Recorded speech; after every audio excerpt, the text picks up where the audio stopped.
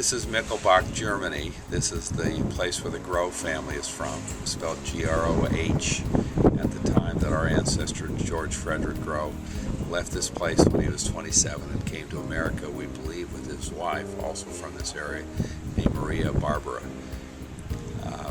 This structure behind me is what they refer to as a Schloss or castle. It's a feudal building dating back into the early last millennia. The church in this area named St. Martin's dates back into about the 10th century. So this has a long feudal history in this area. George Frederick's father, George Frederick was born in 1723. His father was listed as a soldier on his birth certificate, which means he probably worked in or near this castle or this feudal home here on the hill, which dominates the old town of Michelbach. He could have worked in the forests or the fields, or actually been a soldier or a defender or part of the gendarmerie of this castle.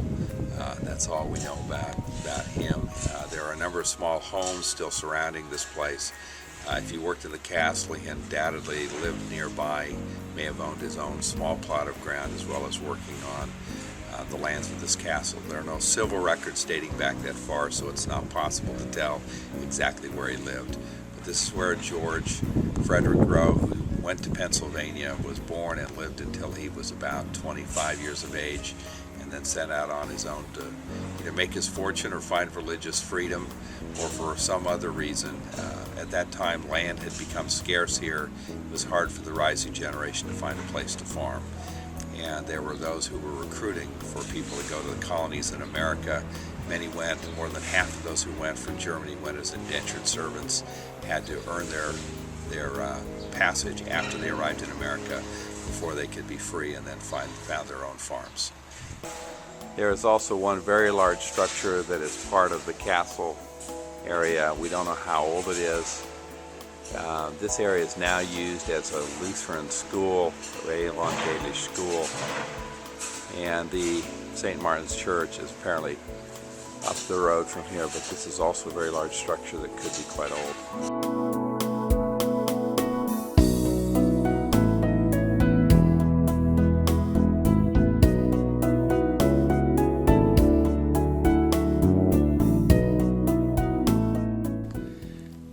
St. Martin's Church in Michelbach, Germany. This is an area called Wuerttemberg, which anciently was a kingdom in and of itself. It was originally a salt-producing area, and it's near a big town named Schwäbisch Hall. This St. Martin's Church dates back to the 10th century, or is more than 1,000 years old. It's a Lutheran church, and it's the church where the Groh family, when they lived here in Germany for many generations, would have attended church. George Frederick, our ancestor, who was born in 1723, left in 1750 and arrived in August in the United States in Pennsylvania, not then the United States, but in a colony of Great Britain. And he went with his wife, Maria Barbara, although we don't know much information about her yet. George Frederick came from a large family. His father, George Groh, or Grau, or spelled G-R-O-H or G-R-A-W, was a soldier at the castle down the street, not too far from here. This church is located up at the top of Church Street near the forest, and this is a beautifully forested area.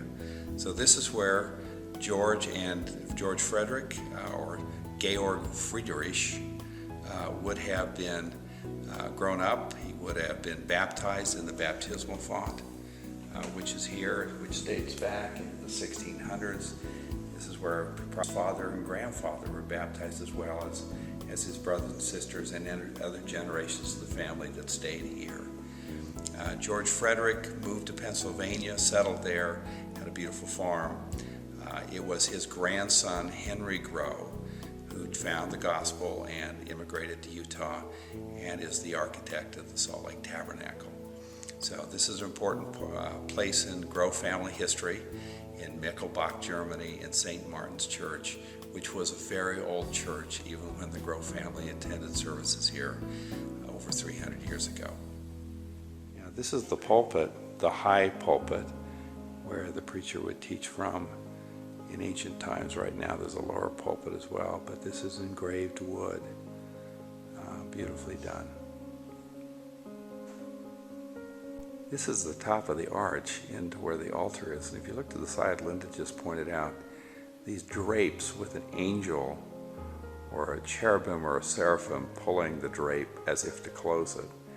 And on the opposite side, the same thing. It sort of reminded me of the veil of the Jerusalem temple, which used to be close or protect the way to the Holy of Holies, which was also red in color and had on it, I think, 2 guards or seraphim or cherubim which guarded the way. The age of this church is clear from the beautiful frescoes, which are very faded now, in the area of the altar. This painting right here, our fresco, dates from 1514. And you can see these other older frescoes in the ceilings, also very old. It's sort of unusual, but this Lutheran church has in it what appear to be upright graves for perhaps a couple of knights from the date of the Crusades. This church actually dates back into the period of the Crusades, and so knights from here would have been involved in the Crusades. In addition, it's unusual because it also has a full crucifix on the wall, which many Lutheran churches or Reformed churches in Germany don't have. This is a very beautiful place. The structure is obviously very old. This roof is not like most of the younger churches we've seen. You can see the major cross beams as well as the arch of the roof, beautifully put together. This building has been restored on a number of occasions to maintain pretty much its original appearance. It appears to have originally been about this size when it was originally created. This is a very special place to the family, St. Martin's Church in Michelbach, Germany. Well, we're in the cemetery in Michelbach, Germany, and just to prove we actually did this in the rain, we're taking a picture as the water drifts around us.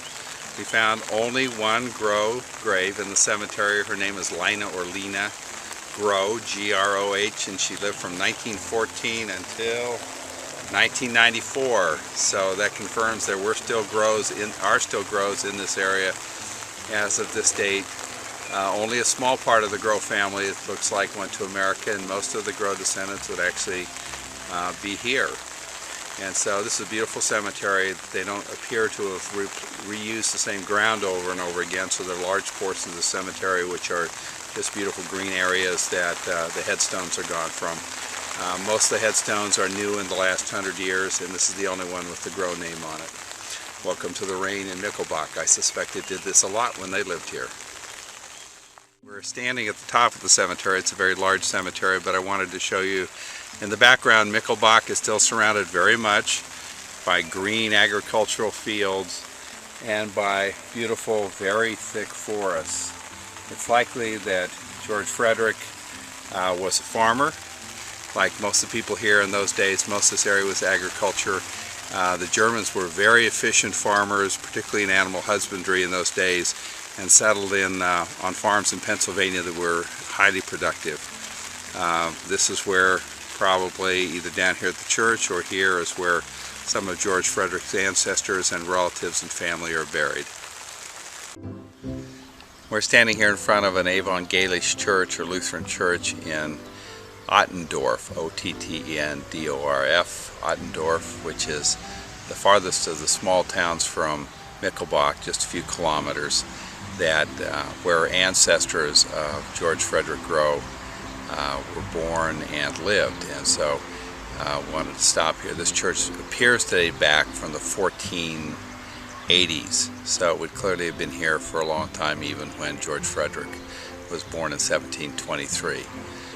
So some of the family came from this area. This was undoubtedly their Lutheran or Evangelisch church.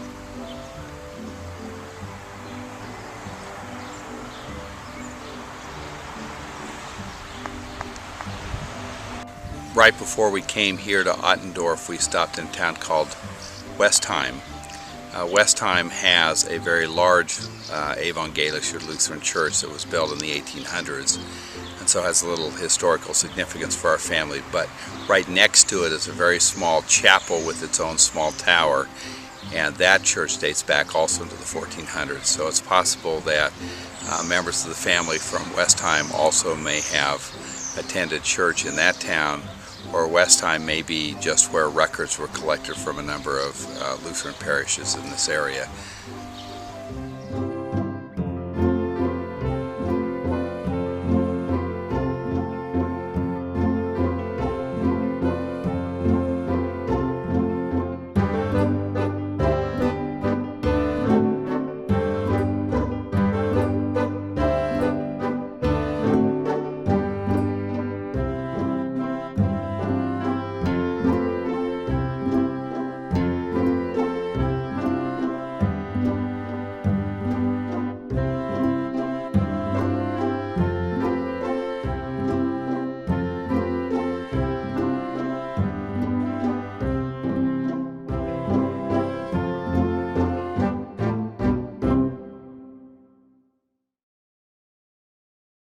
I'm standing in St. Michael's Church in Schwäbisch Hall. Schwäbisch Hall is a large city, now about 10 times the size of Michelbach, about 20,000 people, about 7 to 10 kilometers north of Michelbach. This would have been the Salt Lake City to their Sandy City back in those days. This was the big central town of the area. Schwäbisch Hall is first mentioned in the records in about 1037, they say. And so the city has been in existence for at least almost a millennia, at least. Hall, H-A-L-L, is the old High German word for salt. This was one of those few places where people could find salt anciently. It came from a brine pit right down near the Kutscher River, where they would draw out the brine and allow it to evaporate until they had salt, or what became known as white gold, because of its ability to preserve and pickle foods and protect them, and so they're useful during the winter time as well as during the summer when they're fresh. And so this was a very important place in ancient times and through the Middle Ages because of the salt. Now this particular church dates back to about the 1300s. First section was built then, part of it was removed, the Romanesque parts in the latter part of that century, the early part of the next, and it was extended and rebuilt in the 1400s. And so when our ancestor George Friedrich or Georg Friedrich Groh would have left for Pennsylvania, this place would have been over 300 years old. It's interesting that almost this entire town, including this building, was burned to the ground just 5 years after George Frederick was born in 1723. It was burned in 1728, and much of the city had to be rebuilt. Just outside of this church is the Rathaus, or the city town hall, and it apparently was bombed during World War II and had to be rebuilt as well. So this would have been the major Evangelisch Lutheran church center for this entire region. There's no question that our ancestors, the Groh ancestors, would have been here, would have known this town, could have come and traded in this town. It would have been a much larger city than the small town of Michelbach where they're from. It probably would have been an exciting journey to have come here as a family to see what was in the big city.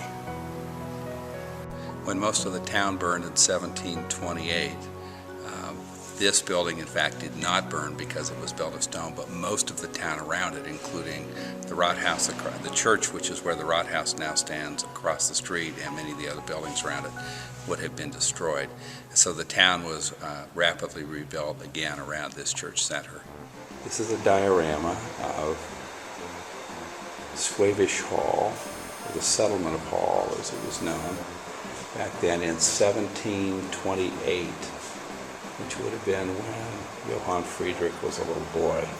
So you can see it was on both sides of the river, and the salt area was right down in there.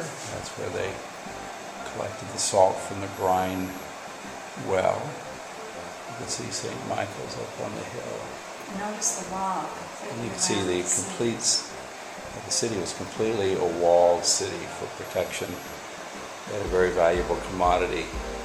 They probably sold it just cheap enough so it was cheaper to buy it from them than to conquer them. back in those days.